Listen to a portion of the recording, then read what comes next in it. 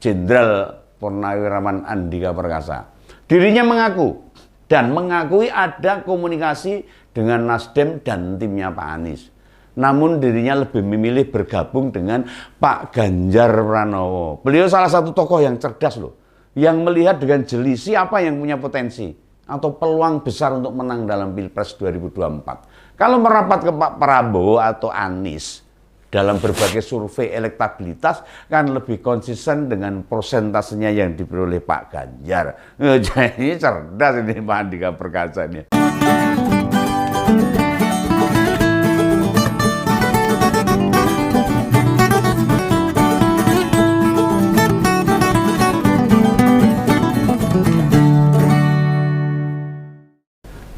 Ketemu lagi dengan Om Begawan, tetap di Ngompol Ngopini Politik. Ini gagal maning ini. Wah, gagal maning son. Koalisi Perubahan gagal konsolidasi maning ini.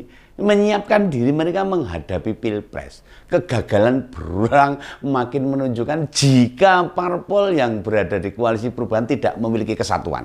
Ora bareng-bareng itu. Sakarpe dhewe ini. Tidak ada rasa yang sehati. Apalagi kemauan memenangkan Pak Anies sebagai capres. Lah bagaimana bisa disebut sejiwa? Kalau mau koordinasi saja bisa tertunda ora sida. Rencanakan tim 8 itu mau konsolidasi bareng sama Pak Anies. Ternyata ya semuanya tidak hadir. Dombolos ora lengkap ini. Bukankah mestinya sudah ada agenda yang terkirim ke setiap perwakilan partai? Ya memang apa, ada yang sampai tidak hadir karena masih di luar kota, ada yang izin dan sakit, orang genah pokoknya ini. Ini bukan kejadian pertama kali. Karena sebelumnya berulang kali Koalisi Perubahan berencana deklarasi cawapres. Ya juga berulang kali pula batal ora sida itu. Bener loh yang pernah saya sampaikan itu. Pak Begawan itu menyampaikan. Kalau tanggal 16 Juli tetap gagal itu memutuskan siapa cawapresnya Pak Anies itu. Padahal perhelatannya gede banget itu Nasdem ini. Perkaranya cuma satu. Pak Anies itu peragu, ora tegas, tidak punya keberanian, tidak punya nyali, tidak yakin dengan orang yang dipilihnya, yang tidak disangka-sangka oleh mantan gubernur DKI itu. Dikira kalau punya jabatan calon presiden, orang bakal mau begitu saja, ditunjuk jadi pendampingnya. Atau cawapresnya Pak Anies itu loh. Ya enggak itu loh. Memangnya tokoh atau elit itu gak mikir. Seandainya bersedia nih ini, apakah ada peluang menang atau tidak? Kan begitu dia. Menghitung-hitung, menimbang-nimbang. Mau asal mau saja. Meskipun tahu potensi kalahnya lebih besar dibanding peluang menangnya. Ya mau itu loh. Salah satu elit yang baru saja bercerita, yaitu mantan Panglima TNI yang gagah itu, Jenderal Purnawirawan Andika Perkasa. Dirinya mengaku dan mengakui ada komunikasi dengan Nasdem dan timnya Pak Anies. Namun dirinya lebih memilih bergabung dengan Pak Ganjar Pranowo. Beliau salah satu tokoh yang cerdas loh, yang melihat dengan jeli siapa yang punya potensi atau peluang besar untuk menang dalam Pilpres 2024. Kalau merapat ke Pak Prabowo atau Anies, dalam berbagai survei elektabilitas kan lebih konsisten dengan persentasenya yang diperoleh Pak Ganjar. Jadi cerdas ini Pak Andika Perkasa ini. Kembali ke soal tim Koalisi Perubahan. Pak Sudirman Said menjelaskan, katanya sih tim yang berniat bertemu tidak akan membahas tentang cawapres. Iya itu. Alasannya sudah dikanong Pak Anies itu katanya cawapresnya. Serta di piagam koalisi menyebutkan itu jadi hak penuh capresnya, hak prerogatifnya Pak Anies. Ya ini mau ngakal-akalannya Pak Sudirman Said ngeles itu. Biasalah masyarakat sudah tahu tuh, sudah paham. Wong sejatinya memang belum dipilih siapa cawapresnya. Kalau benar sudah ada nama, kenapa tanggal 16 kemarin nggak diumumkan sekalian dalam perhelatan besar Nasdem itu di GBK? Apa dasarnya Pak Anies menunda-nunda milih orang? Soalnya sudah bingung. Mau alasan apa lagi nama cawapres tidak dideklarasikan? Alasannya mau macam-macam. Beberapa kali punya jadwal deklarasi cawapres mundur terus. Kan repot ini. Mulai akhir tahun, sebelum Ramadan, sesudah Ramadan, dan terakhir janjinya pas apel siaga Nasdem kemarin itu tanggal 16. Yo luput meneh, mundur lagi. Ternyata nama itu tidak juga diumumkan. Nah, sehingga muncul agenda pertemuan tim 8 untuk membantu Pak Anies menentukan siapa yang paling layak dan bersedia. Sedangkan syarat cawapres yang tercantum di piagam koalisi sudah diabaikan, ora digagas. Lah mereka itu tidak punya waktu lama.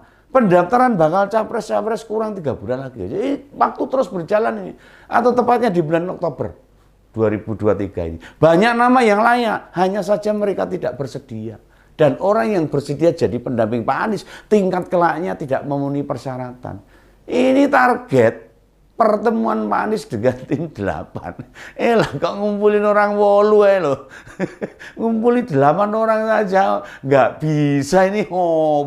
Rupanya ada yang harus keluar kota, ada yang sibuk dan sebagainya. Agak ciloko ini kalau 8 orang aja susah untuk kumpul. Sebagai kader partai, bukankah pimpinan partai bisa memerintahkan kader yang jadi anggota tim 8 segera kembali? Sebab ada rapat penting, harus diperintahkan.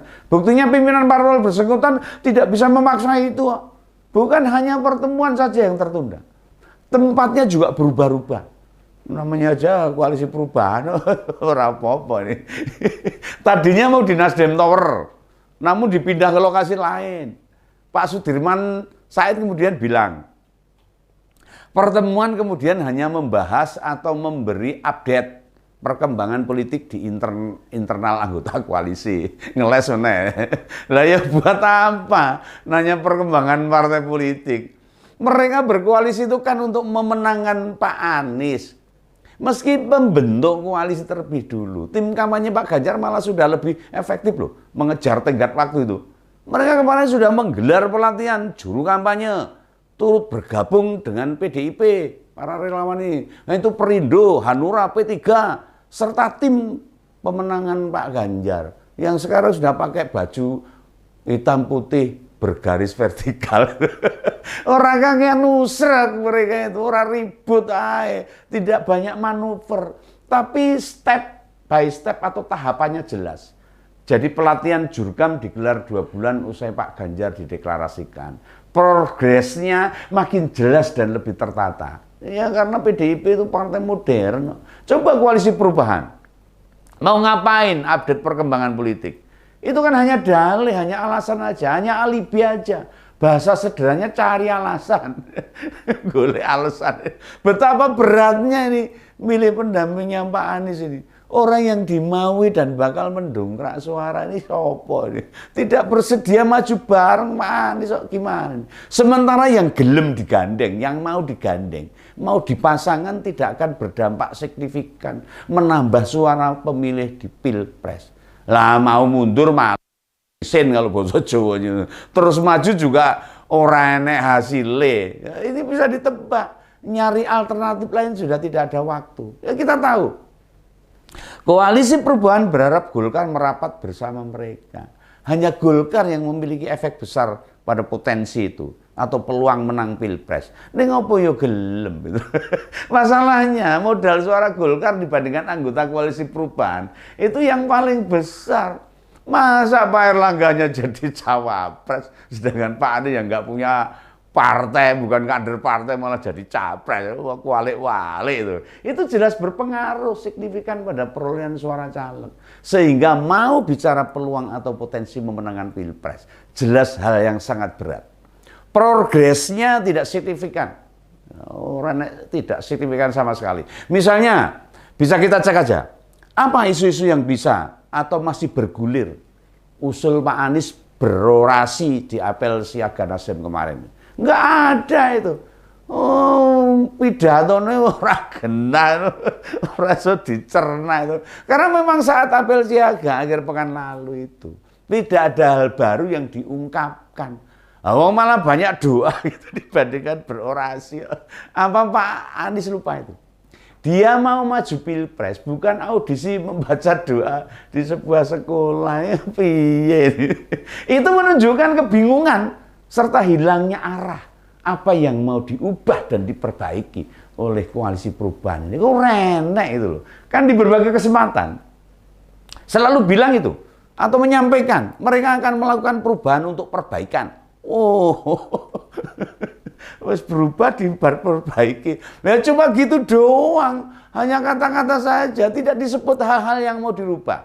Mestinya usai pulang ibadah haji, semangat untuk pilpres makin bergelora. Disuruh orasi malah dongo. Kalau jadi presiden apa nggak repot nantinya.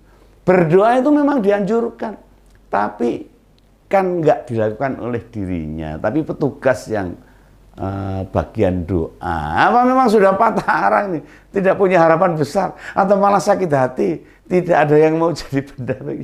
Mungkin Pak Anies itu ya bingung nih. Kita ini pembegawan termasuk masyarakat, ya bingung itu melihat Pak Anies ini.